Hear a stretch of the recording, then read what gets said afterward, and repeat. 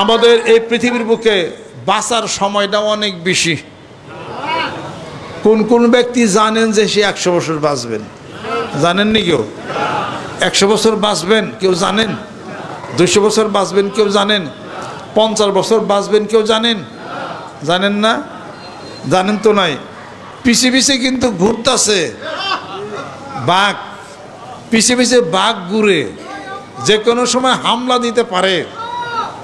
ঘরে বসে ভাত খাওয়া হবে? যদি জানেন পিছে পিছে বাঘ ঘুরতেছে, বউর সাথে বসে কথা কবেন পারবেন? ভাত খাইবেন পারবেন? গাড়িতে উঠবেন পারবেন? বাঘে ধরলে তো ছোটা যায়, আজরাইলে ধরলে ছোটা যায় না। কথা ঠিক কিনা? আল্লাহ পাক বলেন আমার পক্ষ থেকে মৃত্যুর পরোয়ানা, আজরাইল যখন তোমাকে ধরবে, ইদা জা আজালহুম লা ইস্তাখিরুনা সাআতাও ওয়া লা ইস্তাকদিমুন, নির্দিষ্ট সময়ে 1 ঘন্টা পরও না 1 ঘন্টা আগেও না, তোমাকে ধরে নিয়ে আসবে, তুমি আর পারি পাবে না।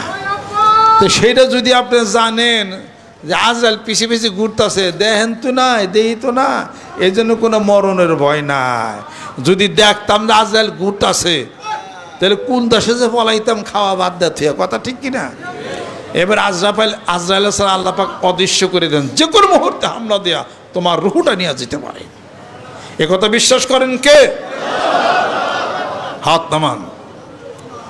সেই বিশ্বাস করে এবার মরণের জন্য প্রস্তুতি নিয়ে কবরে কিছু পাথেও নিয়ে যাইতে হবে। কবরে কিছু পাথেও নেবেন না, কবরে নিতে হবে 6 কেজি চাইল, 3 কেজি মধু, 2 কেজি ডাল, 1 কেজি সরষের তেল, একটা খেতা, 2টা বালিশ, একটা লাইট, এগুলো কবরে নিতে হবে। কারণ যেহেতু অন্ধকারে থাকতে একটা পাংখা নিতে হবে, কারণ লোডশেডিং আছে কবরে। এই সব কিছু নিয়ে গাঠি বুসকা বাইদ দেয়া সব রেডি হইতে হবে কবরে যাওয়ার জন্য। এগুলা কবরে কামে দিবে? কবরে কাজ দিবে হলো একটা, নামাজ, রোজা, হজ, যাকাত, আল্লাহর জিকির, আল্লাহ আল্লাহ। এখান থেকেই পাথেও নিতে হবে কবরে। দুনিয়ার কোনো জিনিস কবরে কাজ হবে না, কবরের জিনিসই কবরে কাজ হবে। সমস্যা হলো মরণের পরে কবর থেকে আইসাই কিছু নেওয়া যাবে না, সাথে নিয়েই যাইতে হবে। বনের ভিতর দা যাইতেছেন, বনে বাঘ নাই, যদি থাকে তাহলে বাঘেরে কইবে যে বাঘ তুই একটু বয়, আমার বন্দুক আছে নয়, বাঘে সময় দেবেনি। বন্দুকই নাই, লাইসেন্স রিনিউ করা আছে, ডেট ফেলও নাই, কই বাঘ বন্দুক তো ভুলে গেছে, লাইসেন্স আছে ধর। বাঘের সামনে লাইসেন্স দিলে খাওয়াবো নি, বন্দুক বাড়িতে থুয়ে আছে, নেওয়ার সময় পাবেন? একটা বাঘের কাছে সময় নাই, আজরাইলের কাছে সময় আছে নাকি? কাজে আপনাকে মরতে হবে, প্রস্তুত এখন থেকেই নিতে হবে।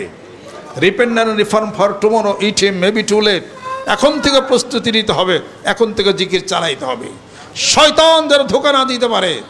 এই শয়তান মানুষের পিছনে পিছনে লাগিয়ে আছে, তাকে পথভ্রষ্ট করবে, তাকে ধোঁকা দিবে, তাকে জিকির বাধ্য হবে, তাকে কৃপণ বানাবে, দানের হাত নষ্ট করবে, পিতামাতার অবাধ্য বানাবে, আর স্ত্রীকে স্বামীর অবাধ্য বানাবে, মারামারি কাটাকাটি রক্তপাত বানিয়া এই শয়তান আল্লাহর কাছে বলছে যে আদমকে সেজদা না করার জন্য আমি অভিশপ্ত হয়ে গেছি, আমি আদমের ডাইনে বামে উপরে নিচে ধোঁকা দিয়া যেমনি করে হোক আমি তাকে তার জীবনটাকে নষ্ট করে দেয়, জাহান্নামে পৌঁছাবো। শয়তান পাল্লা ধরছে, সন্তানের সাথে পাল্লা ধরা যাবে না। শয়তানের সাথে পাল্লা ধরার অস্ত্র হলো জিকির। যেরকম সুবহানাল্লাহ। ইদা যাকার আল্লাহ খানাসা ওয়াইজা গাফালা ওয়াসওয়াসা। বনি আদমের কলবের মধ্যে শয়তান ঝাপটি মেরে বসে আছে, যখন আল্লাহর জিকির করা হয় শয়তান চলে যায়। জিকির থেকে যখন ওই ব্যক্তিটি বিরত থাকে, আবার শয়তান ওয়াসওয়াসা দেওয়া শুরু করে। জিকির যতক্ষণ চলে শয়তান ধরে চলে যায়। সুবহানাল্লাহ। অতএব জিকির করতে হবে কোন পর্যন্ত? হাত্তাল মউত, হাত্তা জুরতুমুল মাকাবির, কবরে যাওয়া পর্যন্ত জিকির চালাইতেই হবে। যেরকম সুবহানাল্লাহ। কবি এই জন্য বলছেন, আমি আল্লাহ নামের বীজ বুনেছি এবার মনের মাঠে, ফলবে ফসল কাটবো তারে কিয়ামতের হাটে, আমি আল্লাহ নামের বীজ বুনেছি এবার মনের মাঠে, ফলবে ফসল কাটবো তারে কিয়ামতের হাটে, আমি আল্লাহ নামের বীজ বুনেছি। আল্লাহ নামের বীজ বুনেছি, এখানে কিয়ামতের হাটে ফসল ধরবে, কাটবো। সুবহানাল্লাহ।